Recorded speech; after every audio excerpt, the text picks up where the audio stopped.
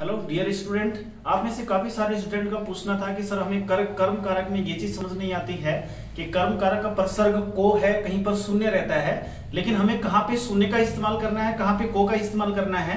इस बारे में काफी सारे स्टूडेंट पूछ रहे थे, तो मैं कोशिश करूंगा कि अभी आपको इस वीडियो में, इस शॉर्ट वीडियो में आपको ये बता पाऊं कि आप कहाँ पे को का इस्तेमाल करेंगे और कहाँ पे को का इस्तेमाल कर्म कारक के साथ नहीं करेंगे। असल में कर्म कारक का जो प्रसर्ग है, प्रसर्ग का मतलब होता है पहचान चिन्ह, वो को है, लेकिन कहीं कहीं पे को का इस्तेमाल नहीं होता है, नहीं करना होता है, कहीं कहीं पे को का इस्तेमाल करना होता है। तो कहां पे आपको को का इस्तेमाल करना है, कहां पे आपको को का इस्तेमाल नहीं करना है, ये आप इस वीडियो में समझ पाएंगे। असल में डियर स्टूडेंट, इसकी जरूरत आपको एक तो इस बात के लिए पड़ती है कि जब वाक्य में पूछा गया हो कि इनमें कौन सा कारक है, या कोई वाक्य दिया गया हो आपको और उसे पूछा गया हो कि इस वाक्य में कर्म कारक कौन है, तो तब आपको कर्म कारक की पहचान की जरूरत पड़ती है। साथ में कभी कभी क्या होता है कि कोई वाक्य आता है जिस वाक्य में आपको यह बताना होता है कि वाक्य सही है कि गलत है। तो गलत वाली जो बात होती है कि त्रुटि संबंधी जो बात होती है, किसी वाक्य में कोई त्रुटि जो होती है वो कारक चिन्हों से संबंधित त्रुटि होती है, और कभी कभी वो कर्म कारक से संबंधित त्रुटि होती है, और वहां पर सिर्फ को का फर्क पड़ता है। इसलिए स्टूडेंट देखते हैं अभी कि कहां पे आपको को का इस्तेमाल करना है और कहां पे आपको को का इस्तेमाल नहीं करना है। पहले हम ये देखें कि कर्म कारक जो है इसके प्रसर्ग क्या है। प्रसर्ग का मतलब होता है डियर स्टूडेंट, प्रसर्ग का मतलब होता है पहचान चिन्ह। जो कर्म कारक के प्रसर्ग है वो दो हैं, कहीं कहीं पर तो शून्य होता है और कहीं कहीं पे को होता है।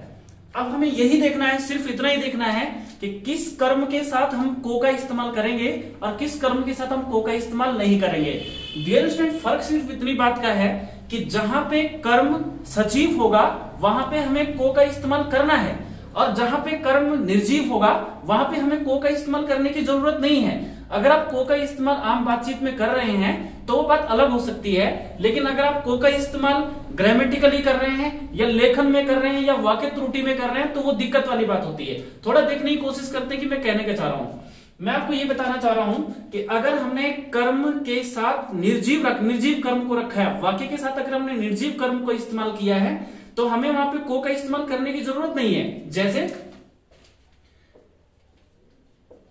सीता रोटी खाती है, अगर हम ऐसा लिखें डियर स्टूडेंट, अगर हम ऐसा लिखें कि सीता रोटी खाती है, तो यहां पर हमें यह पता करना है कि कर्म कौन है। यहां पर डियर स्टूडेंट रोटी कर्म है। अगर आप ये जानना चाहते हैं कि कर्म कौन है या कर्म की पहचान कैसे करें, उसके लिए आप कोई दूसरी वीडियो हम बनाएंगे, उसमें हम आपको दिखाएंगे। लेकिन यहां पर आप सिर्फ ये समझिए कि सीता रोटी खाती है, इसमें रोटी कर्म है। लेकिन डियर स्टूडेंट, आप ये इतना तो समझ ही सकते हैं कि जो ये रोटी है ये निर्जीव है, और क्योंकि ये निर्जीव है इसलिए अगर हम ये कहें कि सीता रोटी को खाती है तो ये गलत होगा। हम यहाँ पे को का इस्तेमाल नहीं कर सकते। तो हमें क्या करना होगा, सीता रोटी खाती है। अगर किसी वाक्य में ऐसा लिखा है कि सीता रोटी को खाती है तो वाक्य त्रुटि वाला वाक्य होगा, यानी वाक्य गलत होगा। इसलिए यहाँ पे को का इस्तेमाल नहीं करना है। आप समझ पा रहे हैं कि यहाँ पे को का इस्तेमाल क्यों नहीं करना है, क्योंकि जो हमारा रोटी नाम का कर्म है ये निर्जीव है और हम इसके साथ को का इस्तेमाल नहीं कर सकते।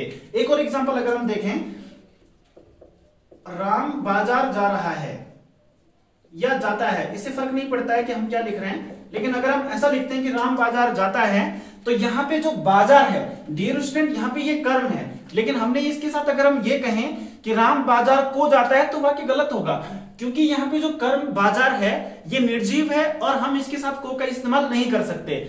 अब अगर हम इस को के इस्तेमाल की बात देखें तो दोनों वाक्यों के बीच में हमें अंतर भी समझ में आएगा और क्लियरली हमें यह पता चल पाएगा कि हमें कहां पे को का इस्तेमाल करना है और कहां पे हमें को का इस्तेमाल नहीं करना है। इसकी कुछ एग्जांपल देख लेते हैं, दो एग्जांपल यहां पर भी देखते हैं। मान लीजिए ऐसे लिखा है कि सीता बच्चे को खाना खिलाती है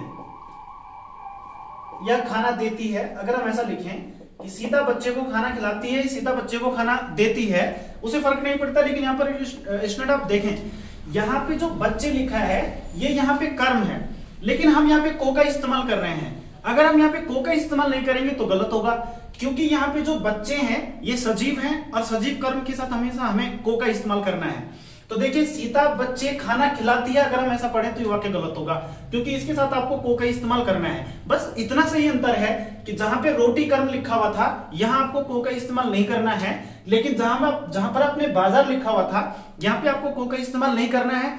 और जब आप बच्चा लिख रहे हैं इसके साथ को का इस्तेमाल कर रहे हैं तो फर्क इतनी सी बात का है कि कि जो रोटी और बाजार है ये निर्जीव हैं और जो यहाँ पे बच्चा है सजीव है, तो इसको आपको को लिखना होगा। एक और वाक्य की अगर हम बात करें, अध्यापक, अगर हम ऐसा लिखें, अध्यापक छात्रों को पढ़ाता है, अध्यापक छात्रों को पढ़ाता है। तो डियर स्टूडेंट, अभी आप देख रहे हैं कि यहाँ पे जो ये छात्र लिखा हुआ है ये भी यहाँ पर कर्म है। तो जो बच्चे हैं वो भी कर्म है, जो छात्र हैं वो भी कर्म है, और ऊपर रोटी भी कर्म है और बाजार भी कर्म है। तो रोटी और बाजार दोनों ही निर्जीव हैं और बच्चे और छात्रों दोनों ही सजीव हैं। जहां पे सजीव कर्म होगा वहां पर आप को का इस्तेमाल करेंगे और जहां पे निर्जीव कर्म होगा वहां पे आप को का इस्तेमाल नहीं करेंगे। आप समझ पा रहे होंगे कि जो कर्म कारक के परसर्ग हैं वो कभी कभी को होता है और कभी कभी शून्य होता है। शून्य का मतलब होता है कि कभी कभी आपको कर्म कारक का परसर्ग को का प्रयोग नहीं करना होता है। जब आप कर्म कारक के परसर्ग का प्रयोग नहीं करेंगे तो उसका मतलब ये हो रहा है कि आप शून्य का इस्तेमाल करेंगे, और शून्य का इस्तेमाल आप कहां पर करेंगे, वो है रोटी और बाजार, यानी कि दोनों ही निर्जीव हैं, दोनों के साथ को नहीं लगाना है। और सीता बच्चे को खाना देती है, यहाँ पर बच्चे कर्म है, यहाँ पे आपने को का इस्तेमाल किया, और जहां पे छात्र लिखा हुआ यहाँ पे भी आपने को का इस्तेमाल किया। बस इतनी सी बात है कि जहां पे सजीव कर्म होगा वहां पर आपको को का इस्तेमाल करना है, और जहां पर सजीव कर्म नहीं होगा वहां पे आपको को का इस्तेमाल नहीं करना है। बस इतना सा। अगर आपको ये बात समझ में आ गई है तो मैं आपके लिए कमेंट बॉक्स में देने को देता हूं कि आप बताइए, मैं खाना खा रहा हूं, यहां पे मुझे को का इस्तेमाल करना चाहिए कि नहीं करना चाहिए। डियर स्टूडेंट, आप इसका आंसर जरा फटाक से कमेंट बॉक्स में लिख के दीजिए। Thank you.